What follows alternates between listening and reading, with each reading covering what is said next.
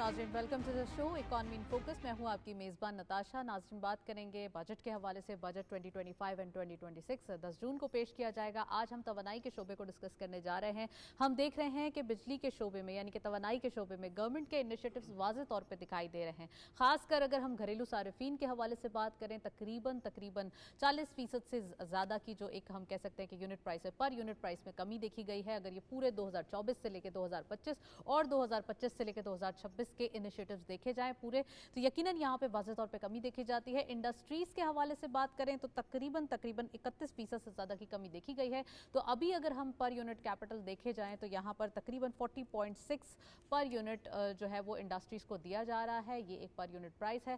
साथ साथ अगर हम घरेलू सारिफीन के हवाले से बात करें तो 34.99% जो है पर यूनिट के जो प्राइस हैं वो देखे जा रहे हैं। इट मीन्स कि यहाँ पर गवर्नमेंट के इनिशिएटिव्स वाज़ेह तौर पर दिखाई दे रहे हैं। आईपीपी से मुज़ाकरात की बात की जाए, 5 इंडिपेंडेंट पावर प्लांट से एक हम कह सकते हैं मुआहदे ख़त्म किए गए। गवर्नमेंट ने इसको प्रॉपरली जो है वो नेगोशिएट किया और यहाँ भी जो एक हम कह सकते हैं जो बचत हुई, जो कि ख़ासकर जो हम कह सकते हैं हमारा खर्चा कम हुआ, तो वो भी आवाम को पास ऑन किया गया। तो ये तमाम चीज़ें हमारे सामने हैं। भाषा डैम जिसको यकीनन इसके अंदर बिजली बनाने के लिए पेशरफ की जा रही है, हाइड्रो पावर प्लांट्स के हवाले से क़याम किया जा रहा है, तो ये भी निज़ाम अमल में लाया जाएगा और इसके हवाले से गवर्नमेंट डे एंड नाइट जो है वो इनिशिएटिव्स ले रही है। खासकर हम देख रहे हैं अगर सब्सिडीज़ की बात की जाए और टारगेटेड सब्सिडीज़ की, तो खासकर तकरीबन 200 अरब रुपए का रिलीफ पूरे तवानाई शोबे में दिया गया इस साल के अंदर। और हम ये भी देख रहे हैं कि खासकर अगर बात की जाए ना कि गवर्नमेंट जो है वो तवानाई के शोबे में काम कर रही है, तो सबसे बड़ा एक मसला रुपए की स्टेबिलिटी के बाद जो एक सेक्टर था, पावर सेक्टर, जो इंडस्ट्रीज़ की भी डिमांड थी और लोकल यानी कि आम आवाम की भी डिमांड थी, वो फुलफिल करने के लिए ये बिजली सहूलत पैकेजेस के हवाले से काम किया गया। किस तरीके से आवाम को देना है, कैसे इनको रिलीफ देना है, और ख़ासकर सोलर पैनल के हवाले से भी उनको सस्ता किया गया, उनको आवाम तक जो है वो पहुंचाया गया। अब ये देखा जा रहा है कि इस बार जो बजट आएगा इसके अंदर सोलर पैनल्स के ऊपर टैक्सेस होंगे या ख़त्म होंगे। हो सकता है कि टैक्सेस के हवाले से कुछ जो रिलीफ दिया गया है वो कुछ कम किया जाए या फिर मे बी इसको जो है वो ख़त्म किया जाए। ये तो जब बजट पेश होगा तो ये कहना अभी कबल अज़ वक्त है, लेकिन तमाम जो एक एनालिटिकल व्यूज़ मौजूद हैं वो यही कह रहे हैं कि इस साल बहुत ज़्यादा सोलर पैनल पर रिलीफ दिया गया था। अब जो आने वाले दिन है मे बी पॉसिबल कि उसके ऊपर टैक्सेस के हवाले से कुछ इंप्लीमेंटेशन हो सकती है। आज इसके हवाले से हम डिटेल डिस्कशन करेंगे कि बिजली की जो एक इम्पैक्ट है पूरे हमारी इकोनॉमी के ऊपर, वो इस बजट के हवाले से क्या होगा और इम्प्लीमेंट इस जब बजट के बाद होगा तो ये इम्पैक्ट्स पॉजिटिव होंगे या हमारे बिजनेसेस के लिए थोड़ा सा डिप्रेशन देंगे। आज डिटेल डिस्कशन करेंगे, एक रिपोर्ट देखते चलते हैं, फिर वापस आते हैं, प्रोग्राम का बाकायदा आगाज करते हैं। गुज़श्ता एक साल के दौरान तवानाई के शोबे में इनकलाबी इक़दाम किए हैं, जिनका मकसद बिजली की कीमतों में कमी, सनती तरक्की और तवानाई के निज़ाम की बेहतरी है। ये इक़दाम न सिर्फ घरेलू सारिफीन बल्कि सनती शोबे के लिए भी खातिर खा रिलीफ का बाइस बने हैं। जून 2024 से दिसंबर 2024 के दरमियान घरेलू सारिफीन के लिए बिजली की औसत कीमत 48.70 रुपए से कम होकर 44.04 रुपए फी यूनिट मुकर्रर यानी 4.66 रुपए की कमी की गई। सनती सारिफीन के लिए यही कीमत 58.50 रुपए से कम होकर 47.17 रुपए फी यूनिट हो गई, जिसमें 11.33 रुपए की कमी की गई। वज़ीर-ए-आज़म शहबाज शरीफ ने सनती शोबे के लिए 10.69 रुपए फी यूनिट की कमी का ऐलान किया, जिससे सनती और बरामदी शोबे के लिए बिजली की कीमत 34.99 रुपए फी यूनिट मुकर्रर की गई। इस इक़दाम से सनती शोबे को 200 अरब रुपए से जायद का रिलीफ मिला। दिसंबर 2024 से फरवरी 2025 तक बिजली सहूलत पैकेज के तहत इजाफी बिजली के इस्तेमाल पर 26.07 रुपए फी यूनिट की रियायती शरह मुकर्रर की गई, जिससे सनती सारिफीन को 18% से 37% तक की बिजली की बचत हासिल हुई। अप्रैल 2025 में मजीद कमी के बाद घरेलू सारिफीन के लिए फी यूनिट कीमत 34.47 रुपए और सनती सारिफीन के लिए 40.60 रुपए मुकर्रर की गई, जिससे आम सारिफ और कारोबारी तबका दोनों को खातिर खा रिलीफ मिला। हुकूमत ने सनती शोबे से 150 अरब रुपए की क्रॉस सब्सिडी खत्म की, जिससे सनती तरक्की को फरोग मिला। 5 आजाद बिजली पैदा करने वाली कंपनियों IPP के साथ मुआहदे खत्म करके 411 अरब रुपए की कौमी बचत हासिल की गई। मानी साल 2024-25 के लिए हुकूमत ने तवानाई के शोबे में मुख्तलिफ मंसूबों के लिए 267 1.95 अरब रुपए मुख्तस किए हैं, जिनमें से 113.76 अरब रुपए जारी मंसूबों और 17.4 अरब रुपए नए मंसूबों के लिए रखे गए थे। बड़े मंसूबों में जामशोरों में 1200 मेगावाट कोयले से चलने वाले पावर प्लांट के लिए 38 अरब रुपए, लैया में 1200 मेगावाट शमसी पावर प्लांट के लिए 6.25 अरब रुपए, दासू हाइड्रो पावर प्रोजेक्ट से बिजली की तरसील के लिए 34.15 अरब रुपए, सुखी किनारी और कोहाला मंसूबों से बिजली की तरसील के लिए 16.8 अरब रुपए, झम्पर में विंड पावर मंसूबों से बिजली की तरसील के लिए 1.007 अरब रुपए, 500 किलोवाट रेशंस की बेहतरी के लिए 7.23 अरब रुपए मुख्तस किए गए। ये इकदाम बिजली की कीमत में कमी, सार्फिन को रिलीफ और तवानाई के निजाम में पायदार बेहतरी के समत एक मुस्बत पेशरफ्त है जो मुल्क की मईशत, सनत, ज़राअत और अवामी फलाह के लिए निहायत अहम साबित हो सकते हैं। रिपोर्ट आपने देखी और गवर्नमेंट के इनिशिएटिव वाज़े तौर पे इसलिए भी दिखाई दे रहे हैं क्योंकि इस बार हमने पर यूनिट प्राइसेस में कमी भी देखी और इसका जो इम्पैक्ट पास ऑन हुआ तो हम देख रहे हैं इसमें कमी वाज़े तौर पे दिखाई दी। इन तमाम चीज़ों पर बात करेंगे। हमारे साथ एनर्जी एक्सपर्ट मौजूद हैं अमजद अली ऐवान साहब, आप यहाँ पर जो है वो एनालिस्ट भी हैं, उनको वेलकम करेंगे। अस्सलाम वालेकुम, very warm welcome in the show. Amjad साहब, क्या कहेंगे सबसे पहले तवानाई के शोबे में गवर्नमेंट की जानिब से काफ़ी इनिशिएटिव्स लिए गए, इन इकदाम को आप कैसे देखते हैं? और साथ साथ अगर हम आम तौर पर बात करें इस साल के अंदर तो जो एक बड़ा रिलीफ था ईद के बाद, कह रहे थे ना ईद का तोहफा दिया, तो गवर्नमेंट ने एनर्जी प्राइसेस में कमी की। फिर बजट आ रहा है, बजट के अंदर आपको क्या चेंजेस दिखाई दे रहे हैं? इस बार एनर्जी सेक्टर के लिए क्या क्या सरप्राइजेस होंगे? शुक्रिया नताशा, आपने बैक वक्त इतने सारे सवालात एक साथ पूछ लिए। ये प्रोग्राम आपका जैसा कि बजट के हवाले से, सबसे पहले मैं बजट के हवाले से बात करूँगा कि जब भी बजट करीब आती है तो उसके साथ ही अवामी तवक्कुआत और ख़दशात बढ़ जाते हैं कि जी इसमें नए टैक्सेस तो नहीं लगेंगे या एक आम आदमी की लाइफ में क्या फ़र्क पड़ेगा, और आपने बिजली की मामलात की बात की, उन पे क्या फ़र्क पड़ेगा। तो ये ख़दशात जो हैं ये बजाय, लेकिन अच्छी बात और खुशाइन बात ये है कि गवर्नमेंट ने इस चीज़ का अदा किया है और उसको अश्योर किया है कि जो कुछ भी होगा उसका आम आदमी की लाइफ पे फ़र्क नहीं पड़ेगा, जिसमें नए टैक्सेस नहीं होंगे। और बिजली के मामलात में जिस तरह से पहले से रिडक्शन हुई है प्राइस में, सब्सिडीज़ में, उसके साथ साथ हमने एलोकेशन भी उस नए प्रोजेक्ट्स के लिए रखी हुई है, तो ये चीज़ें बड़ी खुशाइन बात है। लेकिन इसमें मैं कुछ चीज़ें, कुछ फिगर्स जो ऑन ग्राउंड जो चीज़ें हो रही हैं वो मैं कुछ बताना चलूँ। सबसे पहले तो हमें ये समझना चाहिए गवर्नमेंट इस वक्त दुगने किस्म के चैलेंज का सामना कर रही है। एक तो जो बिजली के मामलात हैं उसकी प्राइसिंग, उसमें कमी, दूसरा IMF का बढ़ता हुआ प्रेशर जिसके असरात आपकी ओवरऑल एनर्जी कॉस्ट और प्राइसिंग पे भी पड़ रहे हैं। मसलन ये बात कही जा रही है कि जी आप सब्सिडीज़ को एकदम से ख़त्म करें या आप इसका एनुअल जो इलेक्ट्रिसिटी रेट्स हैं, गैस रेट्स हैं, इसको आप एनुअली क्वार्टरली रिव्यू करें। अब इन सब चीज़ों को अगर हम सामने रखते हैं तो ये गवर्नमेंट के एंड पे बहुत मुश्किल हो जाता है कि वो बिजली की जो सब पेट्रोलियम प्राइसेस इंटरनेशनली कम हुए थे तो आम जो उसका एक हम कह सकते थे अमाउंट था, वो प्रॉफिट था, वो पास ऑन आवाम को हुआ। जी मैं उसी तरफ आ रहा हूँ। मैं कहना ये चाह रहा हूँ कि उसमें इन सारे प्रेशर्स के बावजूद बिजली की टैरिफ में कमी करना मेरे ख्याल में एक बहुत बड़ी अचीवमेंट है। और जो फिगर्स पिछले दिनों जो गवर्नमेंट ने कमी की, उस हवाले से जो कलेक्शन में इजाफा हुआ है, अराउंड कोई 450 बिलियन रुपीज़ कलेक्ट हुए हैं सिर्फ इसलिए कि जी बिजली की कीमतों में कमी की गई और रिकवरी को बेहतर बनाया गया। ये अनप्रेसिडेंटेड है। यहाँ से आपको मार्जिन मिलता है गवर्नमेंट को कि ये नए प्रोजेक्ट्स को एलोकेट भी कर सके, सब्सिडीज़ को भी कम कर सके। जो गवर्नमेंट की IMF के साथ कमिटमेंट ये है कि 2026 में 2025 से कम सब्सिडीज़ होंगी और यही सारा प्लान किया जा रहा है। इस सारी चीज़ का मकसद जो है IMF का जो फोकस है वो आपका सर्कुलर डेट को कम करना है। और आपको पता है कि सर्कुलर डेट इस वक्त हमारा कोई तकरीबन 2.4 ट्रिलियन को क्रॉस कर चुका है। गवर्नमेंट उसको जिस तरह से मैनेज कर रही है, मैं कुछ हवाले से आपने कुछ बातें की कि जी IPPs के साथ हम नेगोशिएट कर रहे हैं, तो कोई 354 बिलियन रुपीज़ हमारी एक्सपेक्टेड है कि कमी इसमें सर्कुलर डेट में हो जाएगी जब हम IPP से नेगोशिएट करेंगे, जो 5 IPPs के साथ बात की। तो ऑलरेडी उनको तो मुआहदे खत्म हो चुके हैं 5 IPPs से, आगे GPPs भी हैं हमारे पास बहुत जी। मैं उनकी बात कर रहा हूँ, रीनेगोशिएशन की बात कर रहा हूँ, जहाँ पे आप टैरिफ को कम कराते हैं। तो इसमें इसकी मद में कोई 345 बिलियन 345 बिलियंस के करीब उसमें एक्सपेक्टेड है कि इसमें आपका सर्कुलर डेट कम हो जाएगा। उसके साथ ही जो सब्सिडीज़ की बात की गई तो गवर्नमेंट ने कोई 254 बिलियन रुपीज़ की सब्सिडी अलग से रखी हुई है, जो कि बजटेड सब्सिडी, मैं पिछले साल की बात कर रहा हूँ। अब नए मार्च से जो नई पॉलिसी मेकर्स जानते हैं कि अब आने वाले दिनों में क्या पॉलिसी बनानी है, खासकर अगर हम बात करें जो डेवलपमेंट प्रोजेक्ट्स हैं वो भी थोड़े से डाइवर्ट हो सकते हैं यहाँ पर कि उन डेवलपमेंट प्रोजेक्ट्स के थ्रू बिजली के जो इश्यूज हैं उनको सॉर्ट आउट किया जाए। लाइन लॉसेस सबसे बड़ा इशू है, सर्कुलर डेट आपने कहा वो सबसे बड़ा इशू है।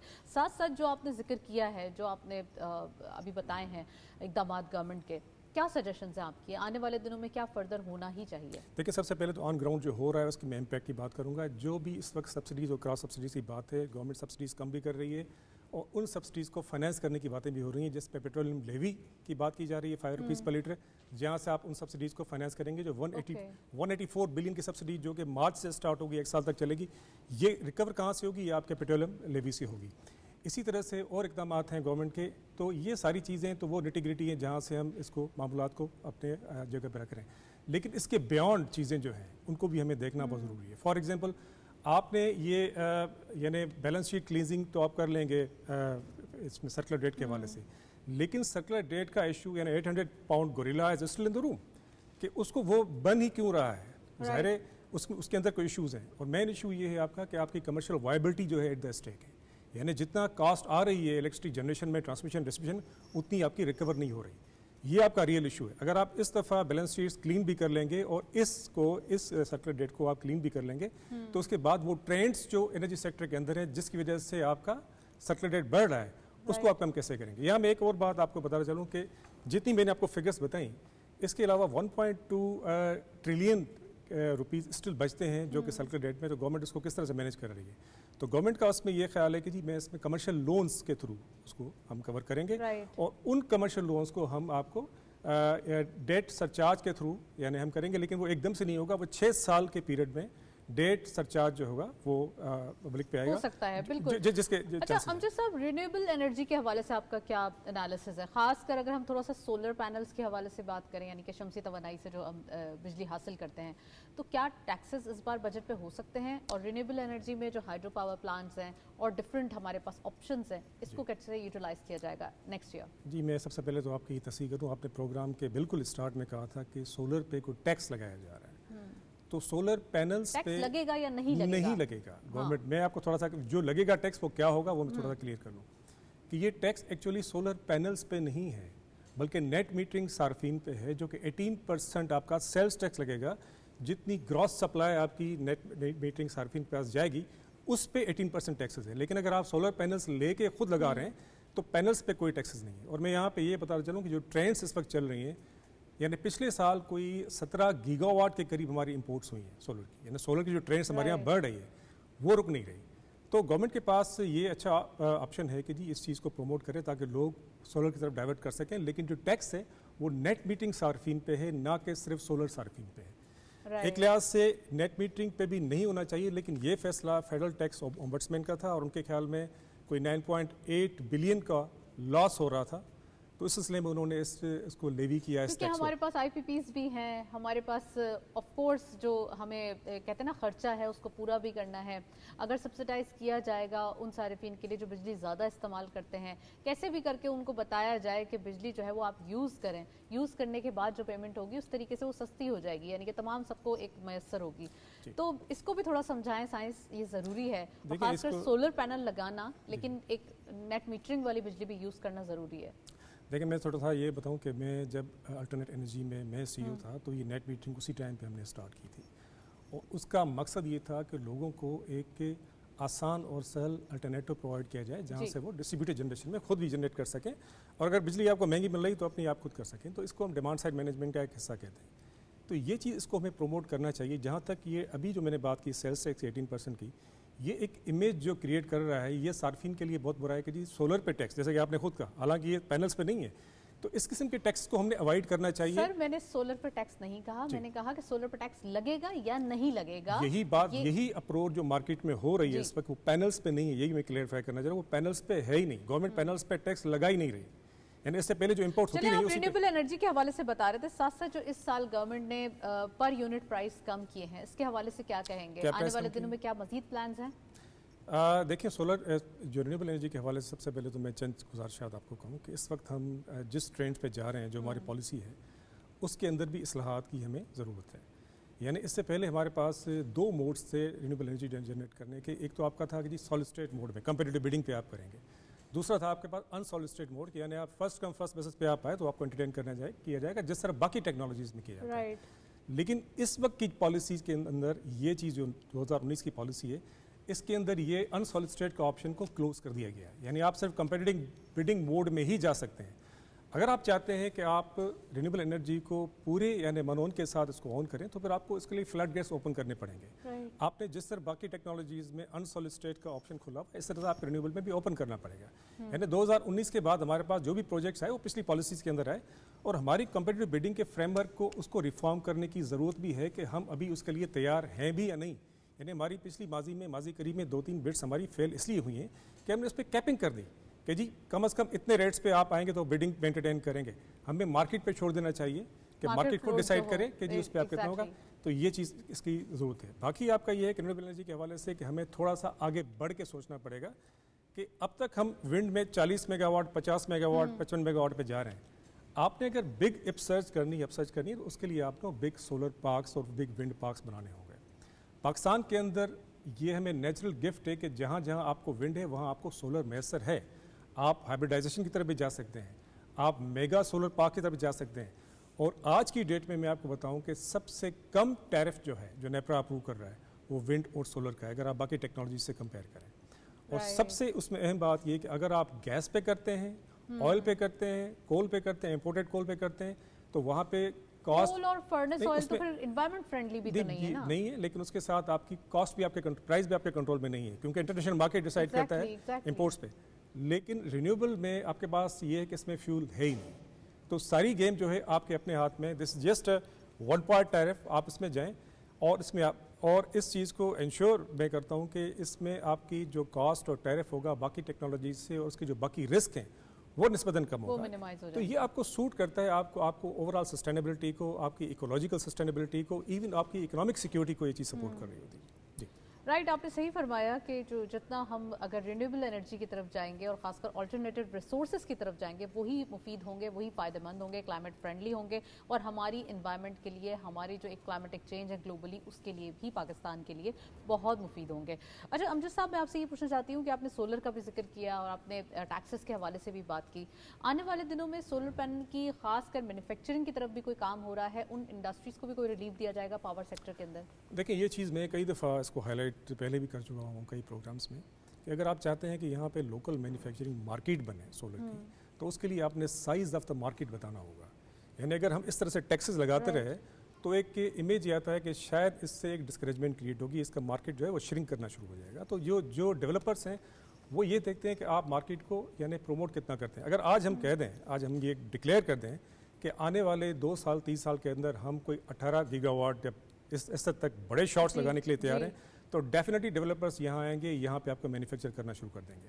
इससे हमें ये होगा कि हमें क्वालिटी एश्योरेंस में भी आसानी होगी, हमारी कॉस्ट भी रिडक्शन होगी और हमें टेक्नोलॉजी अपग्रेडेशन के भी मौके यहीं पे लोकली मिलेंगे। आईपीपीज़ का भी आपने जिक्र किया और इन 4 आईपीपीज़ के अलावा 5 आईपीपीज़ के अलावा मज़ीद जो 110 एंड देयर अबाउट आईपीपीज़ मौजूद है हमारे पास, इन तमाम आईपीपीज़ से निगोशिएट करना और फिर बिजली को एक मौसर अंदाज में लेकर आना, अब क्या प्लान्स हैं गवर्नमेंट के और आने वाले दिनों में कितनी निगोसिएशंस चल रही हैं? देखिए जो भी हमने पावर परचेज एग्रीमेंट साइन किए हैं गवर्नमेंट ने सोच समझ के इनको साइन किया है। अगर हम इसमें किसी भी जगह पे इंटरवीन करते हैं in terms of cost reduction arbitration में चले जाते तो वो डेफिनेटली और उसमें हमारे पॉइंट्स कमज़ोर हो जाते हैं क्योंकि as per the law as per the act वो सही जा रहे होते हैं, उसके अंदर जो गुंजाइश वो खुद ही बनाते हैं। लेकिन इस साल हमने बड़े सारे देखे हैं निगोशिएट होते हुए। मैं उसकी तरफ आता हूँ। हम उसमें वक्ती इस्लाहात कर लेते हैं, वक्ती एडवांटेज हम ले लेते हैं, लेकिन उसके लॉन्ग टर्म जो है हमारे ऊपर असरात बहुत ख़राब आते हैं क्योंकि जब इन्वेस्टर ये ट्रेंड देखता है कि जी हम 10 साल के बाद हम इंटरवीन करना स्टार्ट कर देते हैं एग्रीमेंट्स के अंदर तो फिर नया इन्वेस्टर आपके पास नहीं आएगा। तो हमने उन चीज़ों को भी देखना है, लेकिन उसके साथ ही हमने अपनी इकोनॉमी को भी देखना है जहाँ कॉस्ट रिडक्शन की गुंजाइश बंदी। फॉर एग्जांपल 20-20 साल पुराने प्रोजेक्ट्स हमारे चल रहे हैं और उनकी अगर आप टैरिफ उनका देखें तो 40 रुपीज़ और 35 रुपीज़ से कहीं ज़्यादा बात आगे जा चुकी है। उनमें इंटरवेंशन की गुंजाइश इसलिए बनती है कि इन द मीन टाइम कई चीज़ें चेंज हुई हैं, पुलों पर से काफ़ी पानी गुजर चुका हुआ है, इकोनॉमिक ट्रेंड्स चेंज हुई हैं, तो उस बेसिस पे हम निगोशिएट कर सकते हैं, रैशनलाइज कर सकते हैं। हम डिक्टेट नहीं कर सकते, हमें डिक्टेट करना भी नहीं चाहिए। बिल्कुल, हम रैशनलाइज और करना भी चाहिए। आम आवाम को जितना रिलीफ मिलेगा उतना ही अच्छा होगा। Well, thank you so much Amjad साहब, हमारे साथ मौजूद रहे आप। काफ़ी डिटेल एनालिसिस, गुफ्तगू जारी है। एक ब्रेक की जानिब चलते हैं, साथ रहिए। यहाँ पर जो है वो ज़रूरी है कि हमारे रीजन के अंदर जितना ज़्यादा बिजनेसेस एग्जैजरेट हों उतना ही बेहतर हो। आज इसके हवाले से बात करेंगे। साथ साथ हम देख रहे हैं पाकिस्तान एंड अमेरिका रिलेशनशिप वाज़ेह तौर पे दिखाई दे रहे हैं। खासकर पाकिस्तानी सफ़ीर जो अमेरिका में मौजूद हैं, रिजवान सईद शेख साहब, उन्होंने अपने खिताब में business community and policy makers से खिताब किया। उन्होंने कहा कि पाकिस्तान के लिए खासकर जो इन्वेस्टमेंट अपॉर्चुनिटीज़ हैं अमेरिका की साइड से वो बहुत ज़्यादा अहम है। कॉटन जो है वो एक पाकिस्तान इम्पोर्ट करता है और ख़ासकर हम देख रहे हैं कि 80% ऑफ बिजनेस कम्युनिटी अपना अमेरिकन बिजनेस कम्युनिटी पाकिस्तान पर ट्रस्ट का इजहार ख्याल कर चुकी है। वो देख रही है कि पाकिस्तान एक इमर्जिंग मार्केट है, इन्वेस्टमेंट अपॉर्चुनिटीज़ मौजूद हैं और पाकिस्तान के लिए जो खासकर अमेरिकन इन्वेस्टर्स हैं उनके लिए एक बड़ी ल्यूक्रेटिव मार्केट है कि वो आएँ और जो है वो इन्वेस्टमेंट करें। IT के शोबे के अंदर बहुत ज़्यादा इन्वेस्टमेंट अपॉर्चुनिटीज़ मौजूद हैं और IT के अंदर हम कह सकते हैं कि पाकिस्तान क्वालिटी वर्क जो है वो फराम कर रहा है, कम खर्च में ज़्यादा एक मयारी खदमात जो हैं वो फराम कर रहा है। इसके हवाले से आज हम डिटेल डिस्कशन करेंगे। वर्ल्ड बैंक के हवाले से बात करेंगे। खासकर हम देख रहे हैं फ्रेमवर्क जो कि एक शराकतदारी फ्रेमवर्क है उसके ऊपर काम शुरू हो चुका है। $40 बिलियन का ये प्रोजेक्ट होगा और पाकिस्तान को ये फरामी होगी वर्ल्ड बैंक की जानिब से। तो इसके ऊपर ये जो काम है वो स्टार्ट हो चुका है। आज ये भी डिस्कस करेंगे। पाकिस्तान और एशियन बैंक का कार्बन मार्केट्स में मुश्तरका हिकमत अमली मुरतब करने का फैसला है और ख़ासकर हम देख रहे हैं पाकिस्तान की मार्केट्स में पहले ही इस पर काम होता जा रहा है। आज हम देखेंगे कि फाइनेंस मिनिस्टर साहब ने जो मौशी आउटलुक है वो भी रिपोर्ट जारी की है, उसमें क्या क्या चीज़ें मौजूद होंगी और बजट से रिलेट जो है वो करती हुई जो एक हमारे पास इकॉनमिक रिपोर्ट आई है, पूरे ईयर का जो समअप है वो कितना इंपॉर्टेंट हुआ है, आज इसके हवाले से भी बात करेंगे। स्टेट बैंक ऑफ पाकिस्तान के ज़र मुबादला के ज़खायर में $7 करोड़ बढ़ चुके हैं, यानी कि 11.52 अरब डॉलर जो है वो हो चुके हैं। ये हमारे लिए अगेन एक खुशाइन बात है। साथ साथ हम बात करेंगे बिटकॉइनिंग के हवाले से। बिटकॉइन की माइनिंग के लिए बिजली जो है वो मख्तस की है और उसकी जो एक हम कह सकते हैं कि पर यूनिट प्राइस यानी कि रिवायती नरखों पे फराम करने का गवर्नमेंट की तरफ से ये इनिशिएटिव लिया गया है। और डॉलर के मुकाबले में रुपए की कदर में इजाफा हम देख रहे हैं। रुपया जो है वो स्टेबल होता हुआ दिखाई दे रहा है और तनख्वाहदार तबके के लिए माली साल 2025 में एक्सपोर्टर्स ताजिरों के मुकाबले में 5 गुना ज़्यादा टैक्स जो है वो दे चुके हैं। आज इसके हवाले से डिस्कस करेंगे कि जो सैलरीड क्लास है ये कितना स्क्वीज़ हुई है और अब जो नेक्स्ट बजट आएगा इसके अंदर सैलरीड क्लास के लिए एक रिलीफ होगा। आज ये तमाम चीज़ें डिटेल डिस्कशन करेंगे। We have guest on Zoom, Aima Mehdi साहिबा ने हमें ज्वाइन किया है। आप इकोनॉमिस्ट भी हैं, एनालिस्ट भी हैं, उनको वेलकम करेंगे। अस्सलाम वालेकुम Aima, very warm welcome in the show. और हमारे साथ ओवर कॉल मौजूद होंगे डॉक्टर वकार अहमद साहब, आप सीनियर इकोनॉमिस्ट भी हैं, उनको भी वेलकम करेंगे इन द प्रोग्राम। मैं प्रोग्राम का बाकायदा आगाज़ डॉक्टर वकार से पूछना चाहती हूँ। सबसे पहले सवाल डॉक्टर साहब, आप देख रहे हैं मौशी आउटलुक जो है वो फराम कर दिया गया है, खासकर मिनिस्टर साहब जो है वो इस चीज़ पर काफ़ी कॉन्फिडेंट दिखाई दे रहे हैं कि जो इंडिकेटर्स हैं हमारे पास मैक्रोज एंड माइक्रोज वो अलाइन होते हुए दिखाई दे रहे हैं। इन्वेस्टमेंट के हवाले से बात करें तो सिंस 2 वीक्स 3 वीक्स जो कि पाकिस्तान इंडिया एक कॉन्फ्लिक्ट था, उसके बाद जो पाकिस्तान की पोजीशन है इन द रीजन वो भी एक बहुत ही हम कह सकते हैं कि कॉन्फिडेंस लेवल इख्तियार करते हुए दिखाई दी है। आप क्या कहेंगे इसके बारे में? जी बहुत शुक्रिया। मेरे ख्याल है जो इस वक्त जो इकोनॉमिक पोजीशन फाइनेंस मिनिस्टर ने प्रेजेंट की है एक बहुत ही बैलेंस्ड पिक्चर प्रेजेंट की है। एक तरफ तो ऑफ कोर्स उन्होंने जो प्रोग्रेस हुई है, जो अपॉर्चुनिटीज आई हैं उसका उन्होंने प्रेजेंटेशन दी है, लेकिन उसके साथ साथ उन्होंने ये भी कहा है कि इस वक्त रूम फॉर कॉम्प्लेसेंसी जो है वो बहुत लिमिटेड है और हमें जो है वो रिस्क भी हैं। उन्होंने बड़ी बैलेंस्ड पिक्चर जो है वो दी है। इसमें 2-3 चीजें जो हैं वो बहुत अहम हैं। एक तो ये है कि आपका एक इकोनॉमिक स्टेबिलिटी जो आई है उसके बाद अब आहिस्ता आहिस्ता ग्रेजुअल शिफ्ट आ रहा है ग्रोथ पॉलिसीज की तरफ, जो कि ज़राअत में और इंडस्ट्रीज में इस वक्त देखने को मिलेंगी। इसके अलावा जो SIFC की एफर्ट रही है उसकी वजह से अब आप देख रहे हैं कि लोकल और फॉरेन इन्वेस्टर का इंटरेस्ट जो है वो रिवाइव हुआ है और ग्रेजुअली अब आप इन्वेस्टमेंट टू GDP रेशियो जो है उसको भी बढ़ता हुआ देखेंगे। जो मेन चैलेंज रहेगा वो बहरहाल ट्रेड कंपेटिटिवनेस का है कि आहिस्ता आहिस्ता आपकी एक्सपोर्ट्स जो है उनको बढ़ना चाहिए ताकि आपके फॉरेन एक्सचेंज रिजर्व्स के ऊपर जो है वो फ्यूचर रिस्क जो है उन वो जब आते हैं, जब लायक होते हैं तो आपके रेजिलिएंट हो आपके फॉरेन एक्सचेंज रिजर्व्स जो हैं। वहां पे इस वक्त पाकिस्तान को बहुत ज्यादा मेहनत की जरूरत है और उसके ऊपर फाइनेंस मिनिस्टर ने आज रोशनी भी डाली थी। राइट अच्छा, क्रिप्टो के हवाले से भी सवाल मैं आपसे करना चाहती हूँ कि क्रिप्टो करेंसी को हम देख रहे हैं कि कोई कानूनी हैसियत नहीं है, अभी फाइनेंस मिनिस्टर साहब ने ये फरमाया है। वेयर एज अगर हम थोड़ा सा माइनिंग के हवाले से देखें क्रिप्टो करेंसी के लिए, तो वहाँ भी बिजली के निर्खों में कमी का ऐलान कर दिया गया है। वहाँ फर्स्ट रिजर्व भी बिटकॉइन के हवाले से जो है वो अमल में आ रहे हैं, और साथ साथ जो फाइनेंस प्राइम मिनिस्टर साहब के माविन खुसूसी हैं बिलाल बिन साकिब साहब, क्रिप्टो के हवाले से वो भी काफ़ी कॉन्फिडेंट दिखाई दे रहे हैं। तो इसके हवाले से क्या क्या इनिशिएट हुई हैं चीज़ें?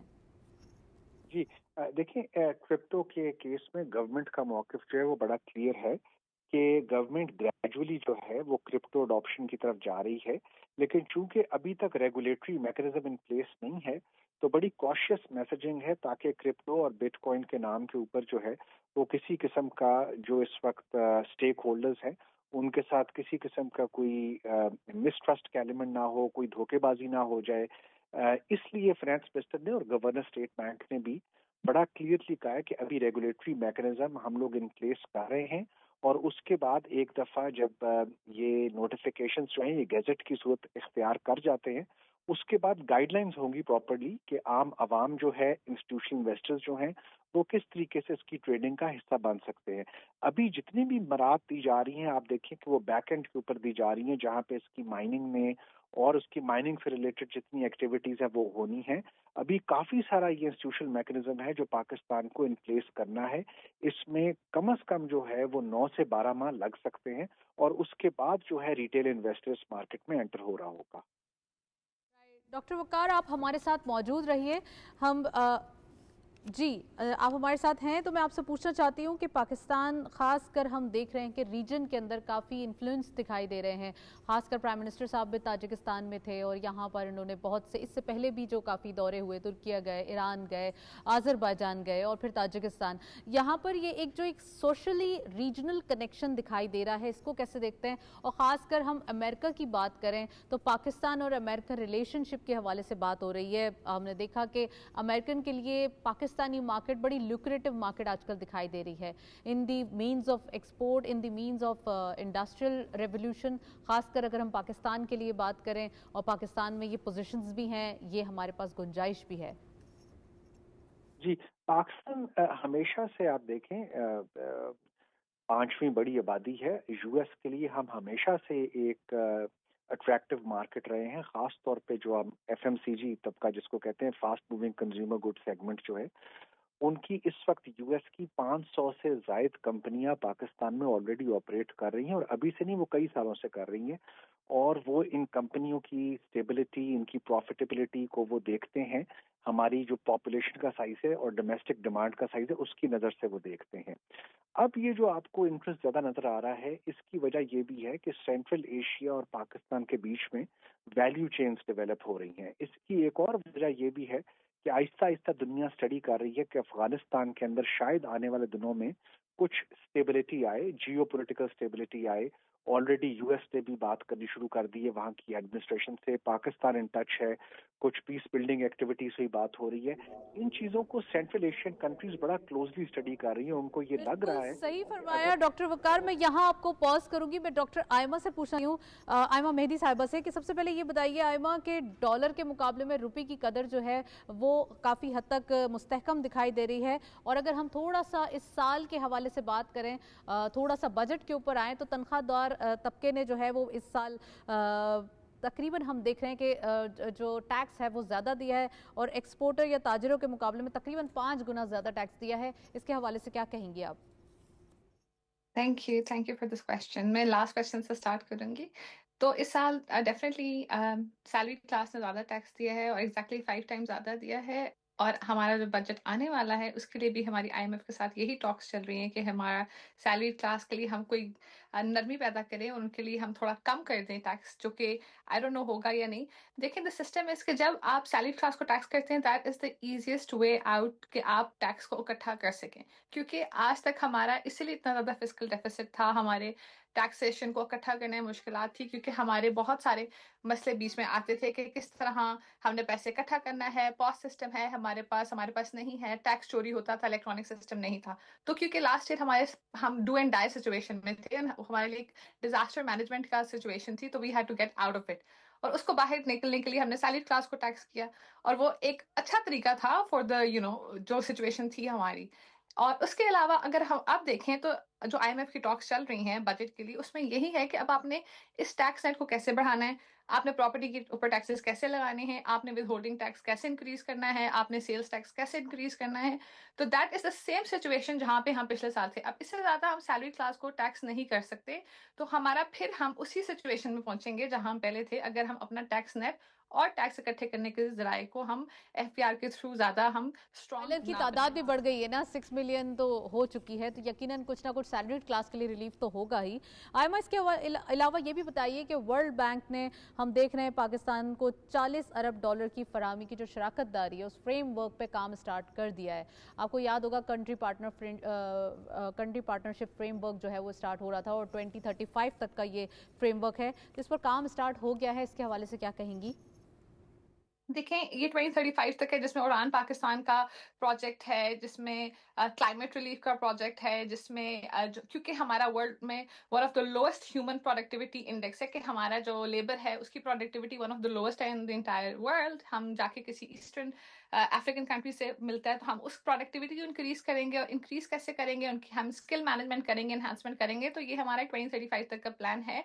ऐसा नहीं है कि वो हम पे पैसे कैश मिल जाएंगे, लेकिन आई डू सी कि अगर World Bank is helping us for the next 10 years through this program, how is it coming to आम इंसान के पास, उसके फवायद कैसे आ रहे हैं। हम बड़े बड़े प्रोग्राम्स करते हैं, रिसेप्शंस होती हैं, एक्सेट्रा होती हैं, लेकिन जब तक वो intricate to the lower levels of the economy नहीं करेंगे, जब हमारा एग्रीकल्चर में काम करने वाला फार्मर को पता चलता है। डॉक्टर वक्कार से ये पूछना चाहती हूँ, डॉक्टर वक्कार साहब आप हमारे साथ मौजूद हैं, ये बताइए कि एक हमारे अगर मैक्रोज देखें, मैक्रो इकोनॉमिक इंडिकेटर्स या माइक्रोज देखें, तो हमारे लिए जो नंबर्स हैं वो तसल्ली बख्श हैं, लेकिन आम लोग हमेशा यही सवाल करते हैं कि हमारे लिए क्या फ़ायदा है। इन्फ्लेशन सिंगल डिजिट दिखाई दे रही है, तमाम चीज़ें हमारी इंटैक्ट हैं, और इकोनॉमी के हवाले से गवर्नमेंट की प्रायोरिटी है कि तकरीबन चीज़ें जो है वो इनिशिएट किए जाएं, जल्द अज जल्द रिलीफ जो है वो आवाम को पास ऑन हो, लेकिन उसके बावजूद थोड़ा सा एक क्वेश्चन रेज होता है। इसके हवाले से बताइएगा।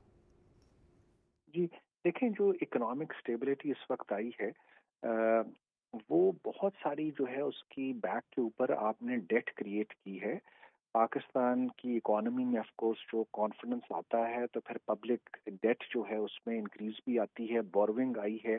बोरोइंग की वजह से आप देख रहे हैं कि बहुत सारी चीजें, आपके फॉरेन एक्सचेंज रिजर्व्स जो हैं उनको फिर स्टेबिलिटी मिली है।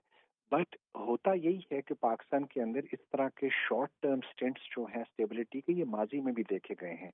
इवेंचुअली ये विंडो जो है ये बहुत शॉर्ट होती है। इस विंडो के अंदर रहते हुए हमें जो है एक सस्टेनेबल ग्रोथ का मॉडल लेकर आना है। स्टेबिलिटी काफी नहीं है। ग्रोथ आएगी तो फिर जॉब्स आएंगी तो वो जो माइक्रो इकोनॉमिक इंडिकेटर्स इनकी आप बात कर रही हैं कि आम आवाम पे कैसे असर पड़ेगा, आम आवाम पे तभी असर पड़ेगा जब 5 से 6% आपका GDP ग्रोथ रेट अगले 20 साल तक आप मेंटेन करें। यही एक्सपीरियंस है चाइना का, यही खत्ते का एक्सपीरियंस है कि आप जब तक ये ग्रोथ रेट 2 डेकेड्स तक नहीं मेंटेन करते तब तक गुर्बत आधी नहीं होती।